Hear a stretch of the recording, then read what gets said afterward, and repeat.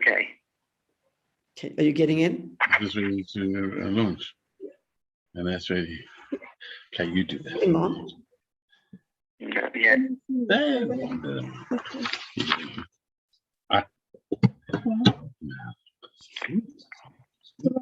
No. Help me out. Are you in? Two.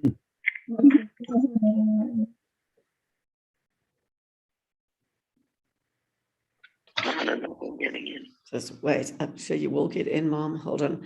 Okay. Hey, you do this. Check it, see Can I what? get out of this bolt? Oh, man. It's about to start. Are you on now? Maybe I should just listen on your phone. You won't be able to. Going on. I mean, you can, but can you not get on now? You're not seeing a picture of us trying. No, The lamp on, see. I'm not seeing pictures. I'm not there. It's very strange. And this one? Maybe I should just go on with you. You Can I can't. listen with you? Yeah, do you want to do that? I guess so, because it doesn't seem to be Okay. going on. Okay, can you hear clearly? Okay, yeah, that's one. Okay. Welcome and thank you for joining us here tonight. Le'ilu Nishmat Harav Avram Chaim ben Eliezer Yaakov, Zecher Tzadik Livracha, and Goldie Miriam ben Avram Chaim Zichrona Livracha. May they intercede on high on behalf of all of us, Mirz Hashem. Over to you, Dov. Thanks, Ryan. Hello, good evening. Welcome.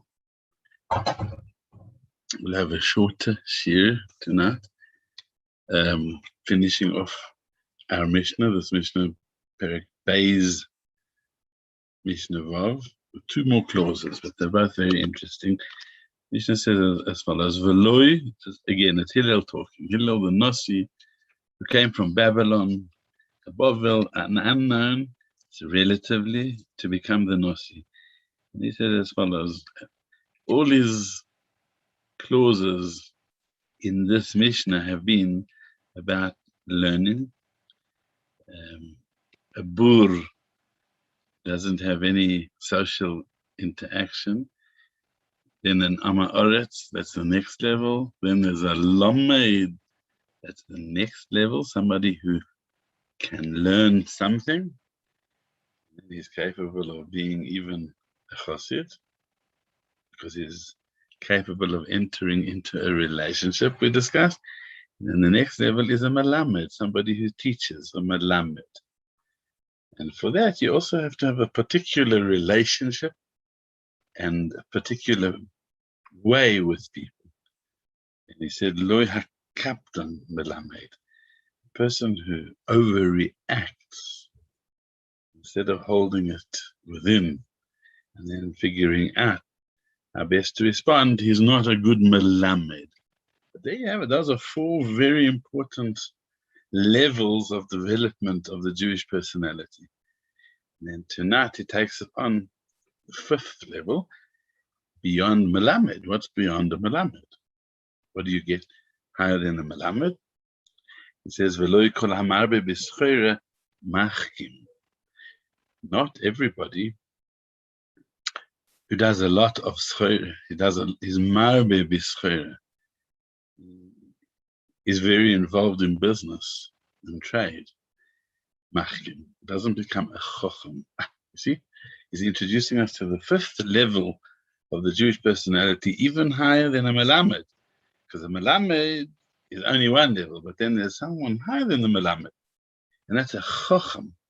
But the amkus of what Hillel is teaching us is it's not just a question of learning, how much you've learned, how much information you have. These levels of learning development empower a person, relationship development, because the one depends on the other. Vayeda in the Torah means to become to love one's spouse, is vayeda. Knowledge and relationship, understanding and relationship are intertwined. So the more the person is of a learning mind, It's not abstract learning. We're not talking about somebody being a bookworm and not knowing how to deal with people. That's not Torah learning. It's meant to develop your personality so that you're more capable of relationships. It's an incredible yesod that we're learning in this Mishnah. So the fifth rung Jewish personality is to be machkim. Actually, not just a melamed who knows a certain amount and can then impart that to somebody else. He has proficiency. That's a madrega. It's a higher madrega. Chacham. Chacham who lives in a state of chacham. The Gemara says about Hillel himself that kol ha-mesyaher and kol ha-koyes, a person who either takes pride in himself or, not in the negative way, is arrogant, becomes arrogant, or his temper flares. He flies off the handle into a temper. Im chacham hu chachmasa mistalekes. If he's a chacham, so he's reached this level already of being a chacham. His chachma leaves him. And the Gemara in Pesachim brings a raya from Hillel. Hillel came from nowhere to become the Nasi. And then, as we mentioned, he chided the other chachamim. He said, "What?" But he meant it l'shem shemayim. He said, "But why is it that a fellow like me came from Bavel to become the Nasi of you? Simply because you had great gedolim here, Shmaya and Avtalin, you didn't bother becoming close to them. You didn't serve them. You ignored them. It's your fault." Now, he meant well, because he was, we know from the other Gemaras, Hillel never said angry words. But this was considered arrogant. The next Shabbos, they had a shaila in Hilchos Pesach, and they came to Hillel, the newly appointed Nasi, and they asked him, "What's the shaila? How do we get our knives to the Beis Hamikdash at Shabbos, it's coming Pesach?" And he said, "I don't know. I forgot. I used to know, but I forgot." So the Gemara says, if a person gets into arrogance, conceit, or temper, fury, if he's a chacham, he loses his chacham. Why is that? A chacham is not just a basket of books. There are some people who know a fortune. They know a tremendous amount. It's still not a Talmud chacham. Chacham is somebody who has to know a lot, but he has to be bechacham. He lives in this state called chacham. He has this relationship with chacham. It's a much different madreg, and therefore the Gemara says, as soon as a person's into temper, when he gets angry, he really gets angry. At that moment, he's not in a state of chacham. He's not thinking. He's not in a state of clarity. It's not wisdom. He's not a chacham. He lost his status of chacham, because chacham is one who lives constantly in that state of wisdom. He's always thinking. He's always categorizing. He's always reasoning. He's not a clinician, but he's a thoughtful person. He has this relationship with Chokhmah. This is, and if he's also, if he's into conceit, he's thinking about himself. He's not thinking about his learning. He's not thinking about his ideas. It's such a thing called a Chokham. Zaidi was a Chokham. He lived with Chokhmah. So our Mishnah tells us, Hillel says, Loi kol hamarbe b'schoire. Not all who engage excessively in business will achieve this level called chokhmah. Now, engaging in commerce, in trade with people, is good to move from rang 1 to rang 2, from being a bur to being an amoritz, but it has its limitations. At this level, if you're trying to be a chokham, Loi kol hamarbe b'schoire machkin. Not all who excessively engage in trade will be able to maintain their state of chokhmah. True, it's mutar to work for a living. Nobody said you have to learn in kollel your whole life. It's mutar, and according to some, it's good. It's a mitzvah to work for a living. There's nothing wrong with it being a God-fearing Jew who supports a lot of Torah by doing that. However, as Dad used to often say, greatness in Torah won't come from that, because the true thread of Torah to be handed from generation to generation in all its pristine clarity. It requires the mind to be focused on Chokhmah, on Torah. As soon as a business, we all know, it has a way of drawing you in, of devouring all your energies and all your time and all your creativity. So of course it's mutar and positive to engage properly in the panosra. But lo kol hamarbe b'schora machkim. It could be a stereo to being a chocham. Note, he doesn't say that it's impossible. He doesn't say that no one who engages in trade will achieve or maintain this level of chokhmah. He says, lo kol, it's a caveat. You've got to be cautious. The nature of trade, number one, it devours your energy. Number two, something else. Not only that you won't have time to learn, there's something else. Ribui schora, a person who's immersed in trade negotiations, the wiring of his brain is somewhat different to the person who's a chacham. Not always, it's not exclusive, but Hillel is saying often enough that you need to have this caveat.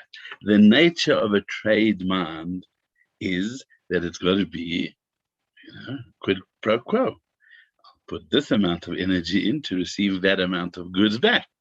That's only a fair trade.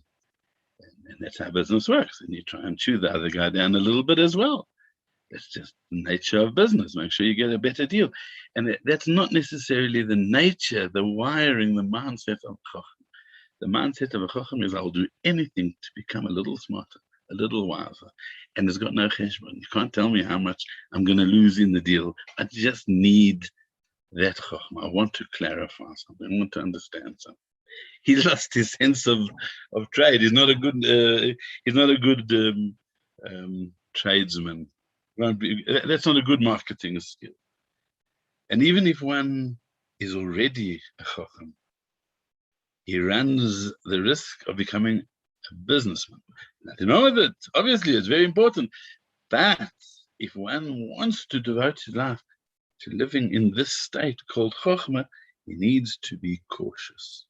Relationships in the business model, they're very positive. They take a person up to level 2, but level 5, they become something, they can become a strain.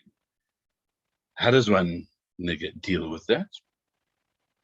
Well, he says, kol hamarbe, a person, marbe at least means that the majority of his energy is being expended in business. So if one can, one should try and keep the bulk of his mind for Torah, for wisdom.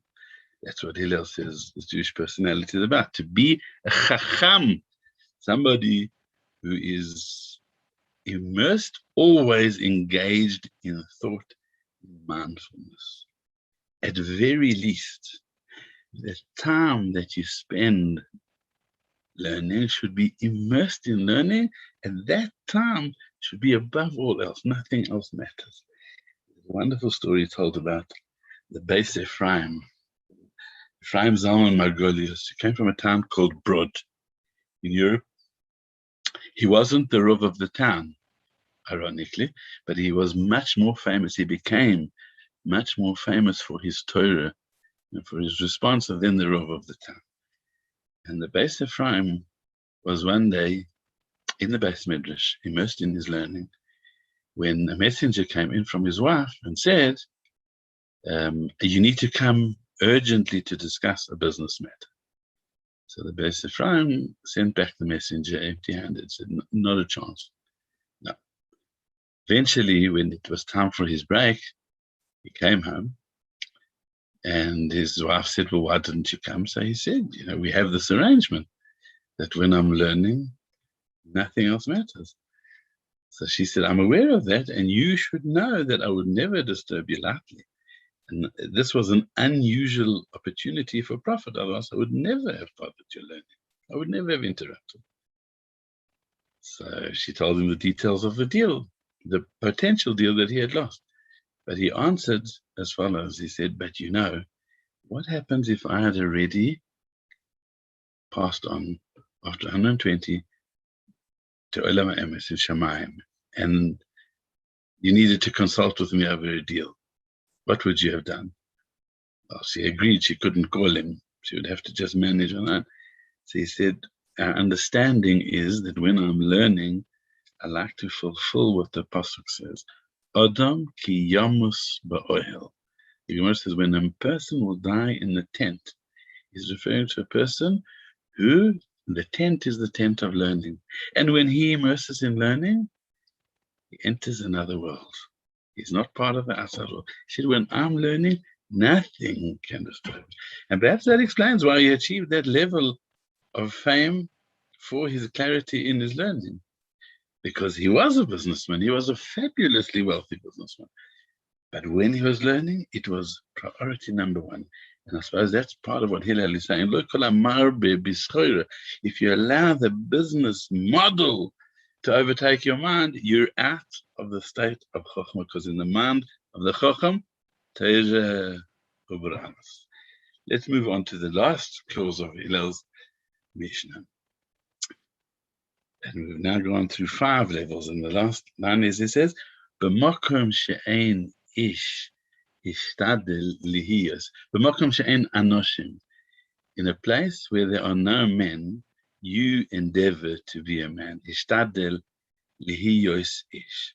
On a simple level, it means, if there's no leadership where you are, assume the mantle, do it. Because in the time of war, anyone who's able-bodied can handle a gun. They give him a gun, they say, go fight, you're a general now. Even though in normal times, he wouldn't be decorated, he wasn't such a hero. But in war times, everybody counts. So if there's no leadership where you are, if you're the only one that's available, as Dad used to often quote the Yiddishism, I'm sure you know it, B'mokum she'ein ish, place where there's no ish, there's no man, a herring is oich, a fish. A herring is also considered a fish in such a place. So don't say I'm a snook, don't be a snook. You can only be a snook, you can only afford to be a snook if there are other whales. But if there's no other whales, you need to assume the mantle of leadership, because in such a place, a herring is oich, a fish. By me, you're a herring, by him, you're a herring. But yeah, we need you to be a fish. The person has to know that. He has to know when to be humble and when not. So that's the one level of this, become an ish. This is higher than the chacham. Until now, we've ascended 5 rungs to the level of being a chacham. And now he's telling us there's a 6th rung. It's machidish. It's called a ish. It's an ish. Amazing. What's an ish? An ish is more than a chacham. He's a personality. He's a ish. He's a man. He's an adam chashuv.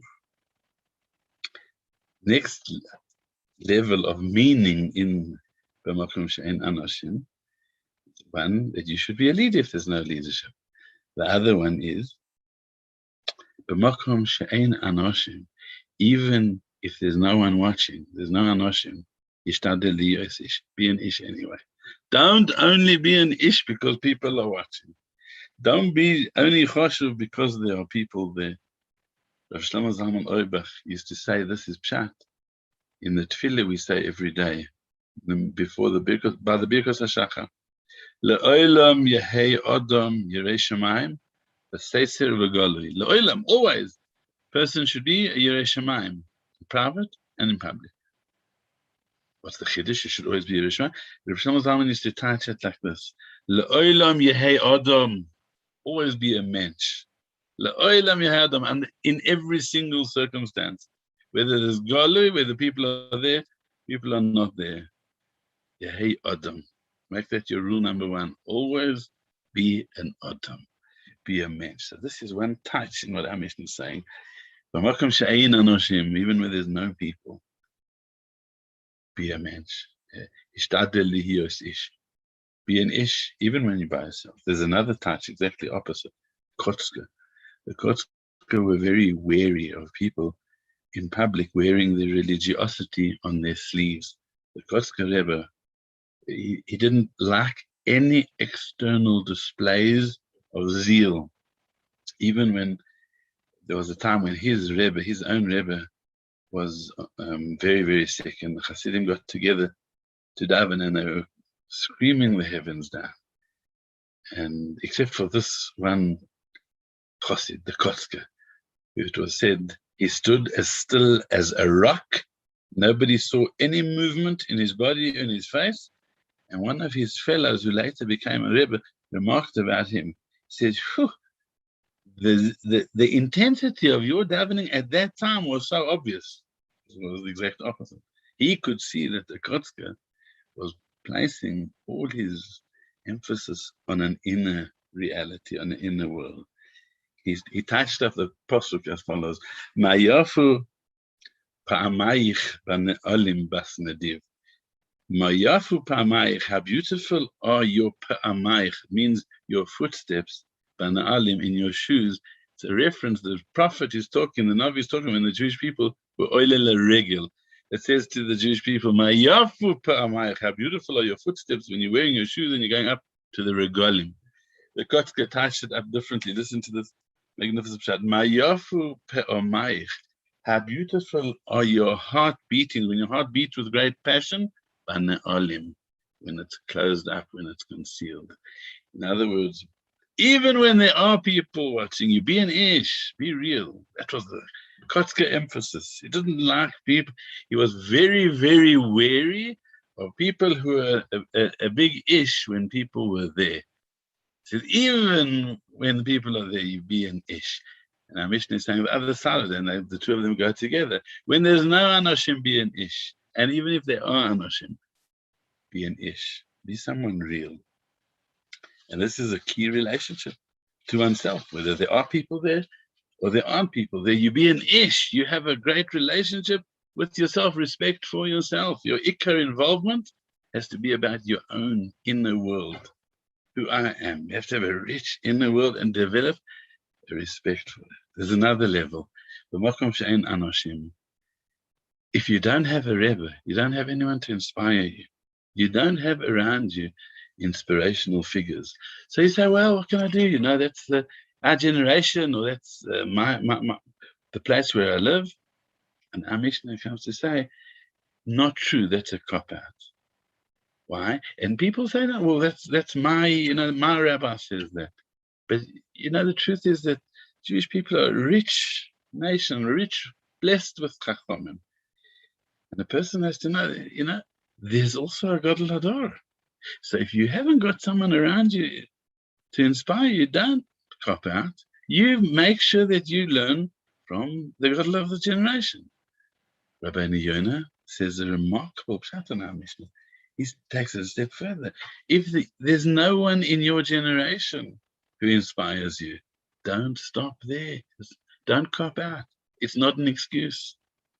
Why? You've got Avraham Avinu. You've got Moshe Rabbeinu, you've got the Vilna Gaon. Look at Jewish history. Find your inspirations. Remarkable concept. Rabbeinu Yonah, in his commentary on this Mishnah, says that the Rambam considered his main Rebbe in Torah to be the Rimigash. The Rimigash was a personality who the Rambam never met. Some say he was the Rebbe of the Rambam's father, but the Rambam never met him. Nevertheless, from his writings, the Rambam considered him to be his main Rebbe. But our Mishnah is saying, don't lower the bar just because the society around you is not inspired. Make your personal bar according to the great people of your generation or even in history. Tana Devei Eliyahu Hanavi taught, Chayav Adam Lomar. Person is chayav to say, Mosai yagiu ma'asai, the ma'asai avoisai. When will my deeds reach yagiu to ma'asai avoisai? A person is chayav to say that. In other words, we learn about Avraham Avinu in these parashas specifically for a reason. Every generation, in every place that you are, you have a Rebbe. You have a Rebbe, you have all the way back to Avraham Avinu. You need to make that connection. There's a pasuk that says as follows, Hinei yomim bo'im ne'um Hashem. The days are coming. V'ishlachti ro'av ba'aretz. Hashem says, I'm going to send a famine into the land. Won't be a famine for bread. Won't be a thirst for water. Ki im lishmoya divrei Hashem. But to hear the words of Hashem. That's going to be the famine. And this is considered a curse, by the way. The question asked is, but that sounds like a wonderful thing.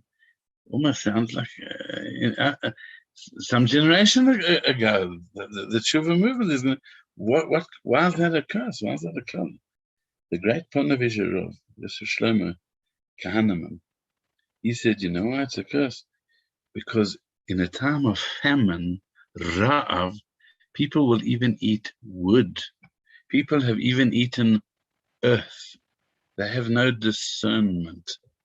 They're not capable of thinking it through and making sure that the value that they're looking at is the eternal truth. They're not fussy. You can't afford to be fussy when there's a Rav. You'll eat anything. Says that's the goal. People will be searching for spirituality, but they will settle for the first thing that looks remotely uplifting. That first little glimmer. And then they've lost out on a whole world.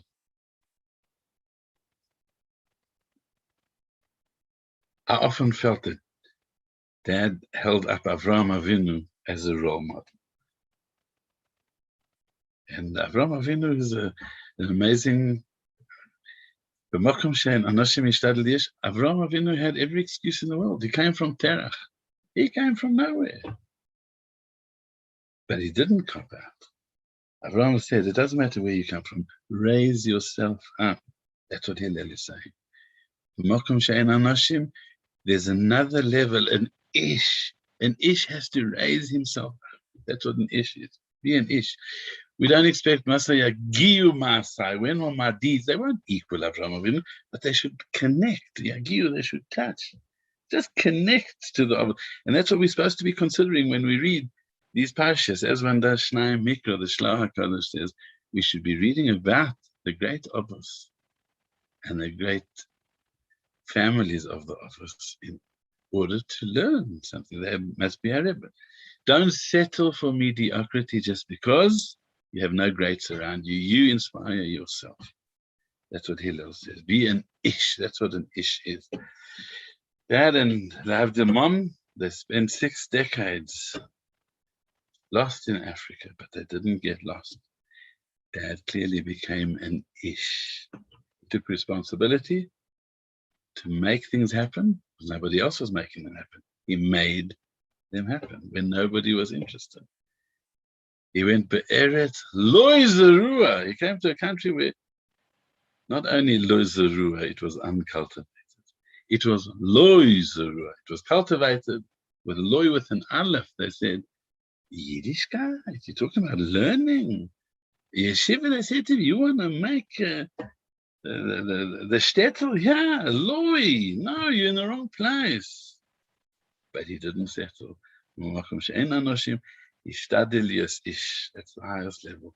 A self-raiser, because ultimately, even if you are blessed with a great rabbi, if you don't be an ish yourself, no one can raise you up. Thank you very much. Good evening. Thank you once again for a most interesting and most inspiring share. Thanks, everybody. Have a good night.